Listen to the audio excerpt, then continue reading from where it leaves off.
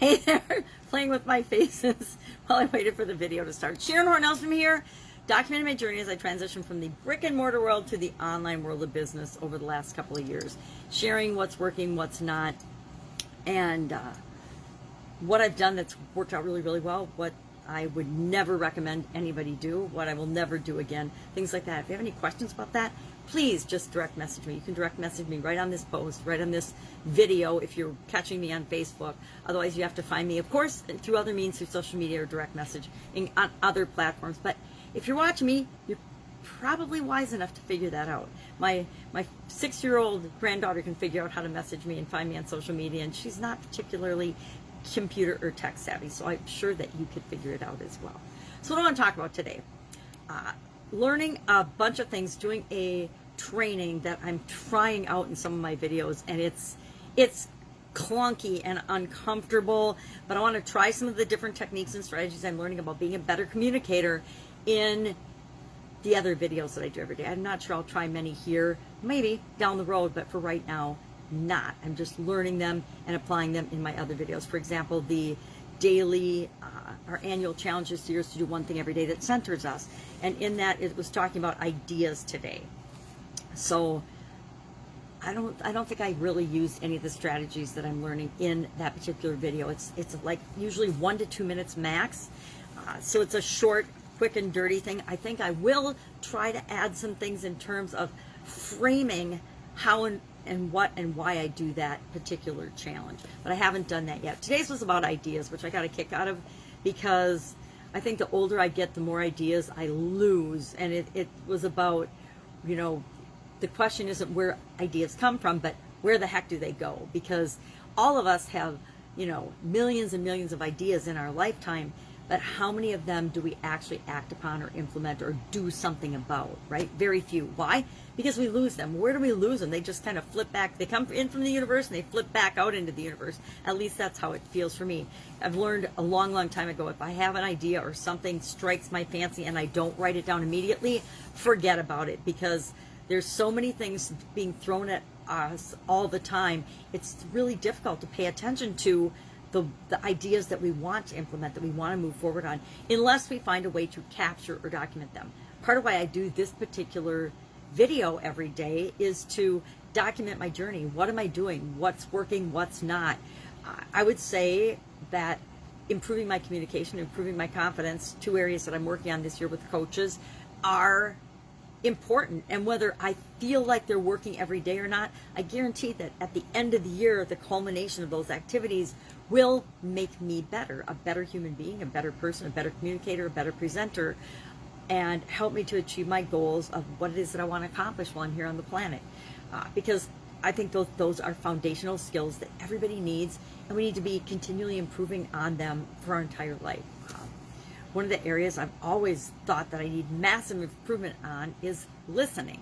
Listening has always been a challenge for me. Seems to be a challenge in my family. If you ever go to one of our family gatherings, it's like everybody's talking all the time and nobody's really listening. So it's like everybody's really just talking at other people, to themselves, and over each other and finishing each other's sentences. And it's really frustrating for people that have come into the family, because they're like, what's going on here? My family's not like this. Have you ever had that experience where you go into, you meet your significant other's family and you're like, oh my God, they're just the opposite of you, and they're very different than your significant other, and you wonder how the heck this person came from this family. But sometimes if you just sit back and watch and observe and pay attention and notice what's going on around you, you learn a lot about what makes your partner, your significant other tick, because you realize the environment that they've been raised in, the ideas and the beliefs that they've been exposed to, and why they do and say and act the way they do sometimes.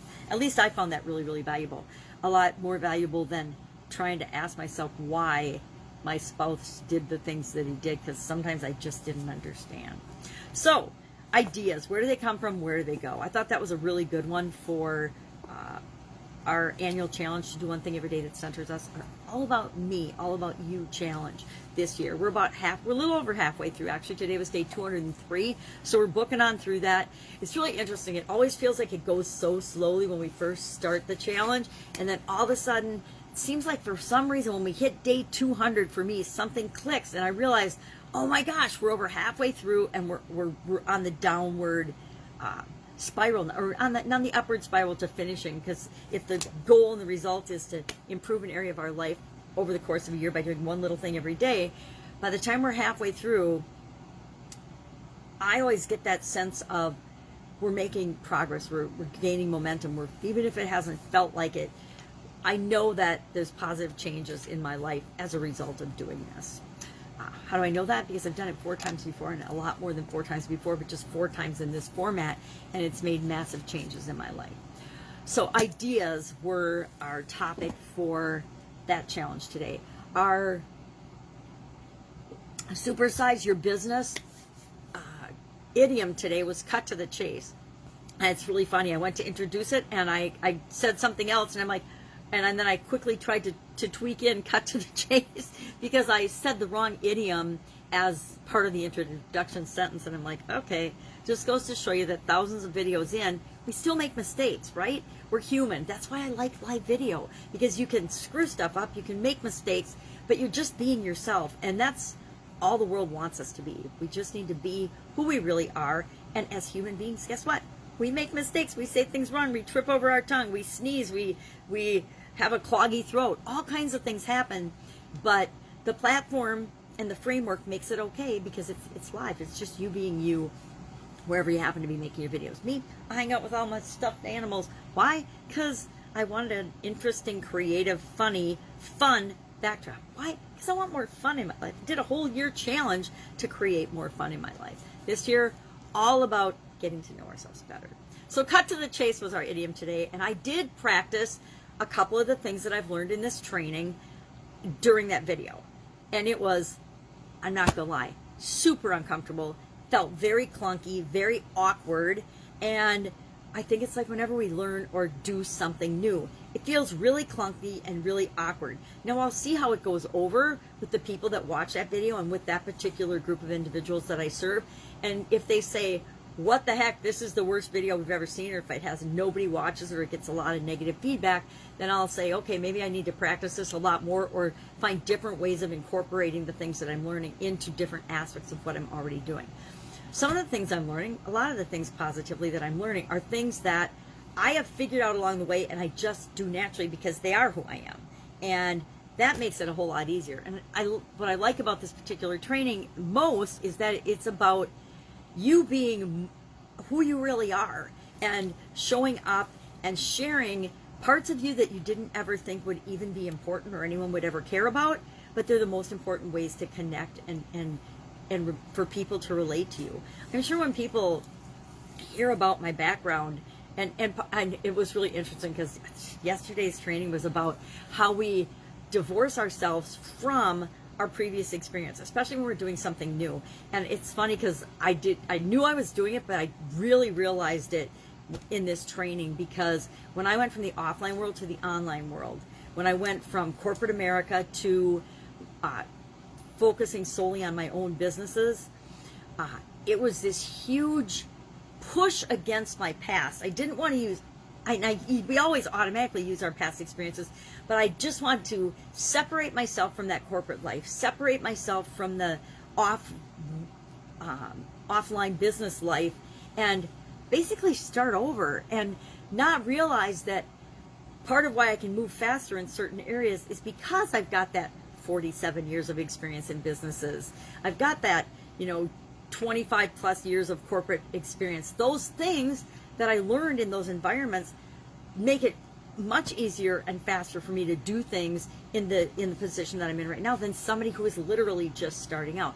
Yet we have this natural human tendency to push against and say, I was a quality manager for 25 years plus, and a quality director and vice president and all that jazz in corporate America, working for actually some of the most fantastic, coolest companies on the planet that people would be like, oh my God, I would have loved to work for Procter & Gamble. I would have loved to work for Knight Ridder. I would have loved to work for, some of the other companies that I worked for and have that experience and that inside working knowledge of an organization that big.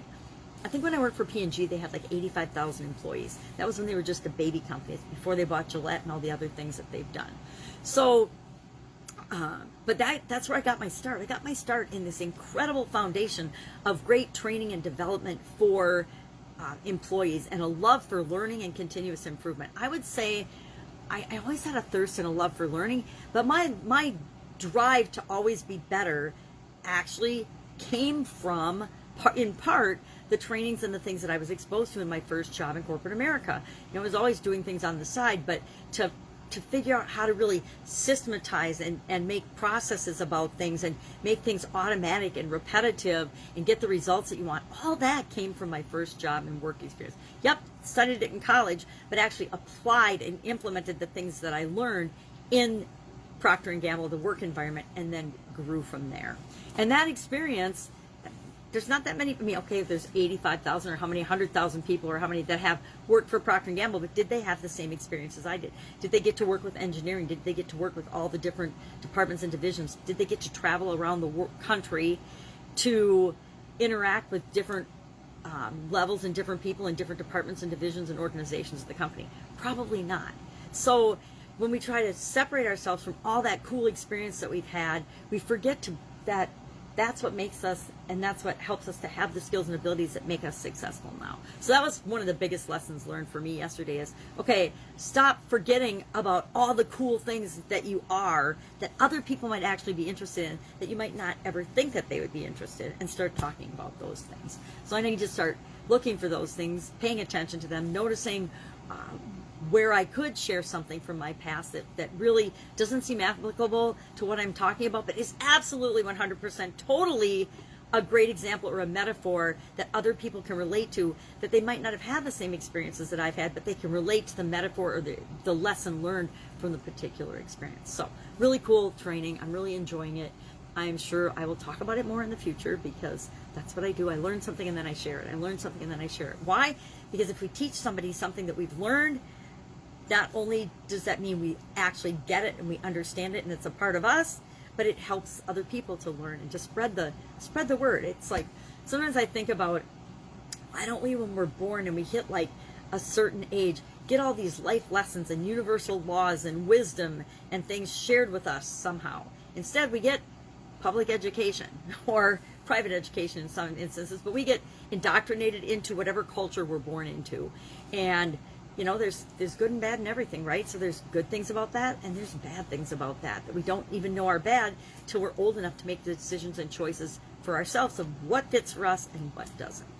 So, cut to the chase, which I just didn't do, was the idiom for today. And it's a good one, but then I said, okay, here are 3 ways that you can use this idiom, this expression, to supersize and grow your business, because that's the whole point of the exercise. And why do I do that? I think I need to have a video where I share what that is and why I do that, because I don't think that the way my brain works is necessarily the way other people's brain works, and they watch it and they're like, well, why would you be talking about idioms anyway in a business page, on a business site? And I look at it as sharpening the saw, or why people do improv. It's so they can go and they can become better communicators because they can talk about anything. And I do the same thing, but with an idiom that can be applied to business. And my improv and my exercise is I pick the idiom, and then I have to ask myself, and then I research, what does it mean? Where does it come from? And then I have to figure out, how could I use this to grow and supersize my business? And I do that for my business, but then I also say, well, how could people use it for another type of business? And that's what I share. Why do I do that? Because it's my way of continually improving and moving toward always being on the cutting edge, the leading edge of what works best to supersize and grow our businesses, because that's what I want to do with my business all the time. All right, that's enough pontificating. I've got a bunch of aunts and uncles in town for the rest of the week, and my mom's sisters and their spouses, the ones that have spouses, are in town, and it's always a great time to get together with my family and my mom's family. They are some of the kindest, most amazing, most diverse, interesting people in the whole wide world, and I love to spend time with them. So I'm going to do that. My granddaughter's off today getting her eyes checked, and I was really excited about that because I remember the first time I got my eyes checked, I was 11, and I found out that the way I saw the world, and maybe this is one of the earliest times that I realized that I looked at the world and saw the world differently than other people. I went to the eye doctor. I tried on these glasses and things, ended up needing glasses pretty badly. I had pretty bad nearsightedness, and I remember putting my glasses on for the first time and looking around outside on the drive home and realizing how much I had been missing, because I physically didn't even see it. I couldn't even see it with my natural poor vision. But once I got glasses, there were leaves on trees, there were birds flying around, there were clouds in the sky, all things that I was missing because I had poor vision. So I'm really excited that she's going at 6, just to get her eyes checked, probably past 20/20 vision, but to make sure. I mean, her mom and her dad both wear glasses, so get it checked, because I could have saved myself a whole lot of struggles in school if I had known that I had bad eyes. Anyway, I digress. Have an absolutely amazing day. If I can help you in any way, ask in the comments below. Otherwise, I will be with you tomorrow to let you know what I'm doing as I transition from the brick and mortar world to the corporate world to the online world, and back and forth and back and forth. Have a great day.